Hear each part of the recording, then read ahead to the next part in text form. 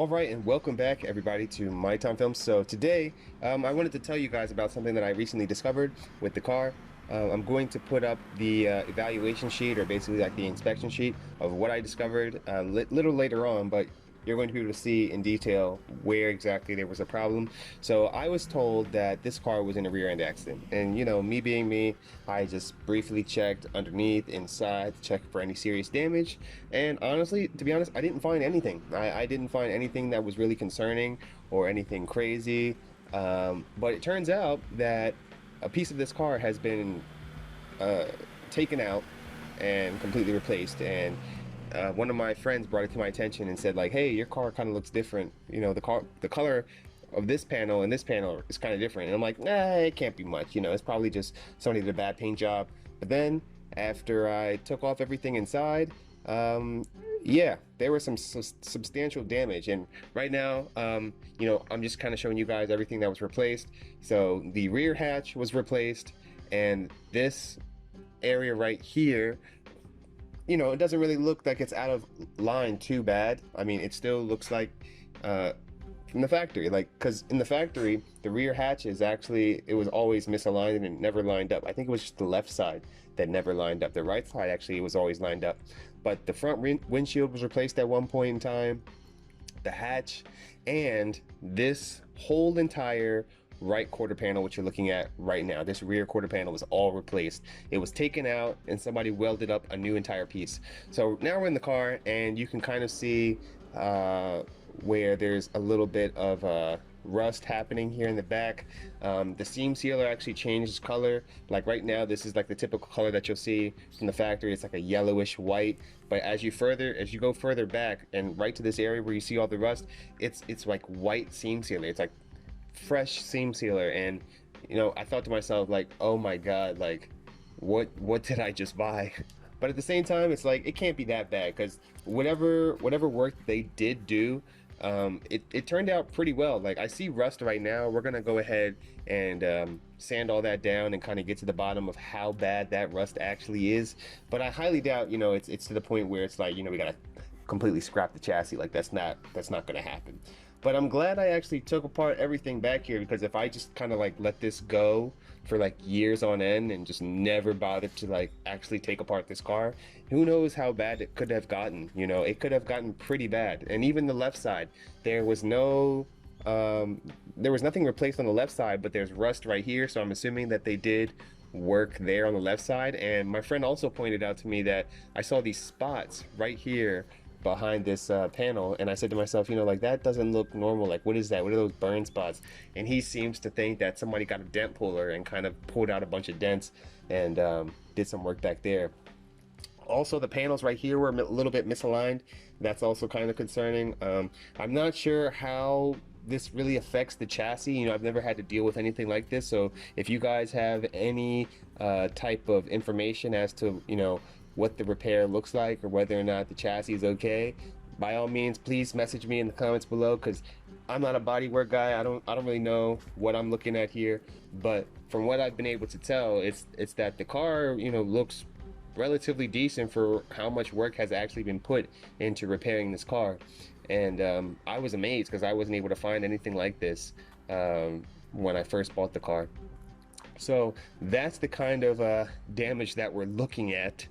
And yeah, not sure what to do about that. Now I don't feel so bad ripping apart this car, because, well, I mean, it was already ripped apart many times and it's been a bad accident. So hey, I guess anything goes now. So we're gonna start to strip the car a little bit more. We're gonna do a lot of events in the future. It's gonna be fun. All right, so now I'm gonna post up the evaluation sheet that I got from the dealership when I first bought the car, so you guys can kind of see what I was dealing with, what I went into, for the first time when I first saw this car. And so I'm gonna put it up right now.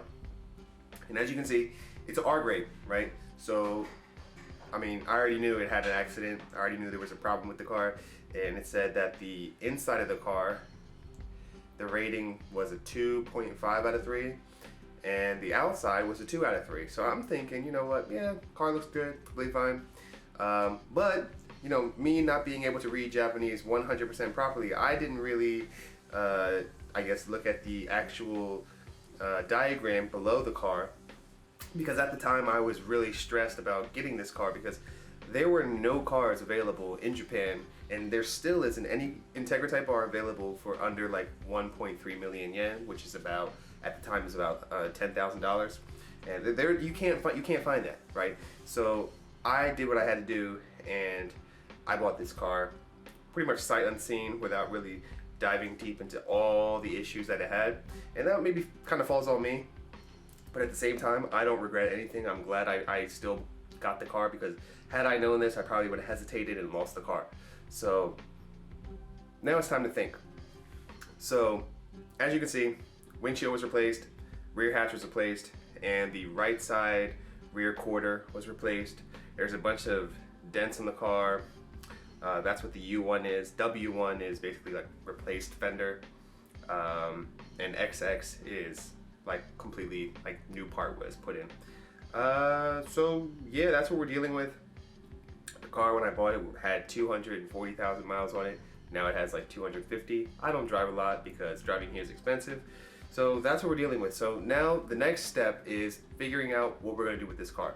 Now that we know about the information with the car, a lot of people tell me, oh, just keep it stock, you know, it's fine, you know, you don't need to modify it, you shouldn't modify these old cars anymore. But, you know, me being me, it's like, I came here with a purpose, I came here with a reason, and I bought this specific car for a reason. So I'm going to kind of give you guys an idea of what you can expect to see from now and onwards.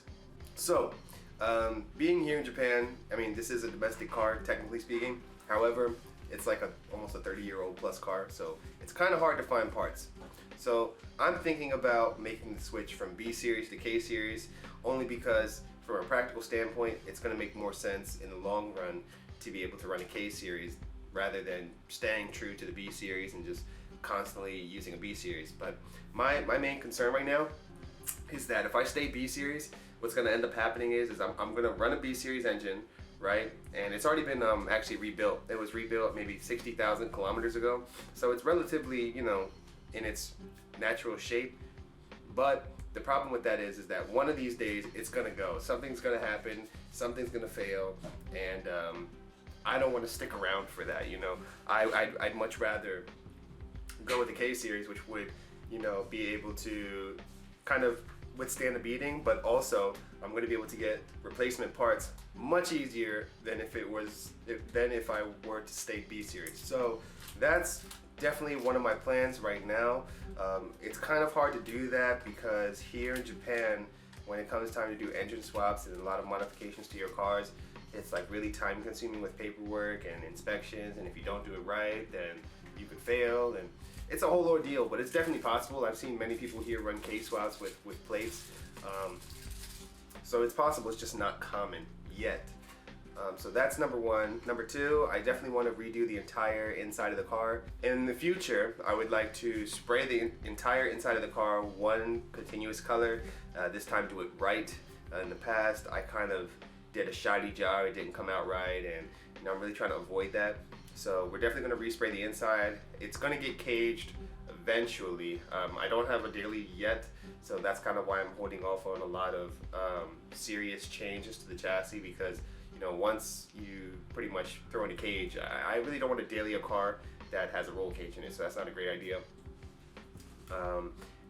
Just, you know, basic modifications. Other than that, it's just basic stuff.